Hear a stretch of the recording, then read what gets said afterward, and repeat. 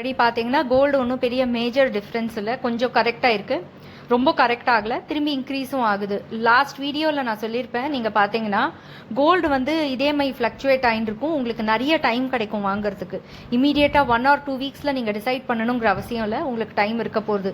நெகோஷியேஷனும் கொஞ்சம் லாங் டேர்மில் தான் போக போகிறது. ஐடியா இது வந்து என்ன நிறைய பேர் சொல்கிறாங்க அப்படின்னா, ஆல்டர்னேட் மீடியா தான் நான் சொல்லிட்டு இருக்கேன், உங்களுக்கு அஃபிஷியல் நியூஸ் கிடையாது. ஆல்டர்னேட் மீடியாவில் வேர் மணி கோஸ் அப்படின்னு ஒரு 2-3 பேர் அனலைஸ் பண்ணுவாங்க. எங்கே வந்து நம்மளோட மணி வந்து மேஜர் பீப்புள் வந்து எங்கே இன்வெஸ்ட் பண்ணுறாங்க அப்படிங்கிறது ஐடியா வச்சுருப்பாங்க. அவங்க இப்போ பார்த்தீங்கன்னா கோல்டில் இப்போ போடலை.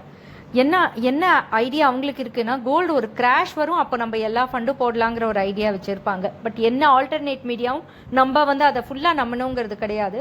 பட் அதை வந்து ஒரு பக்கம் நீங்கள் வந்து யோசிச்சு வச்சுக்கோங்க. சப்போஸ் வந்து கிராஷ் ஆச்சுன்னா எப்போவுமே கேஷ் ரெடியாக வச்சுக்கோங்க வாங்குறதுக்கு. அதே மாதிரி இப்போ இருக்கிற ரேஞ்ச் பார்த்தீங்கன்னா 42%. இது 40% வரைக்கும் இறங்கிட்டு பார்த்தீங்கன்னா 38 வரல, பட் 40 or 39.9 வந்து கொஞ்சம் இறங்கரிச்சு இது இருந்தது. ஸோ இது வந்து பார்த்தீங்கன்னா ஓகே, பைங் ரேஞ்ச் தான்.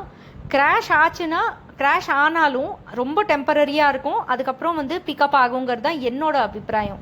ஆல்டர்னேட் மீடியா படி அது வந்து கிராஷ் ஆகும்னு சொல்கிறாங்கன்னா கூட இமீடியட்டாக இது பவுன்ஸ் பேக் ஆகும். ஏன்னா இந்த லெவல் வந்து இப்போ இருக்கிற லெவல் நம்மளது வந்து பார்த்தீங்கன்னா 13,900 14,000 வந்து இப்போதைக்கு நல்ல சஸ்டெயின் ஆயிருக்கு.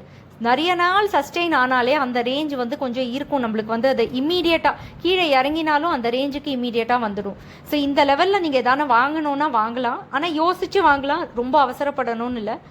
ஸ்கீம் போடுறவங்க எதுவுமே பாதரே பண்ண வேண்டாம். என்னை பொறுத்தவரையிலும் ஏறிடும்னு நினச்சி இமீடியட்டாக இப்போ வாங்குறதுக்கு ஸ்கீம் போடுறீங்கனாலும் நிறைய ஆப்ஷன்ஸ் இருக்குது.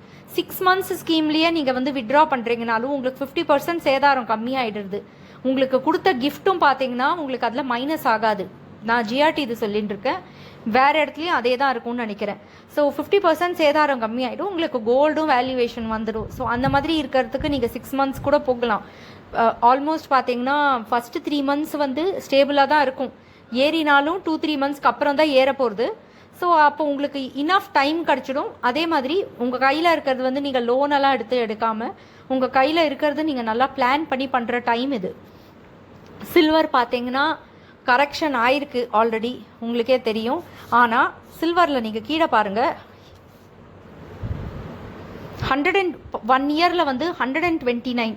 ஒரு விஷயம் நீங்கள் நல்லா யோசிச்சு பாருங்கள், சில்வரில் வந்து 129 ஒரு வருஷத்தில் ஏறி இருக்கு.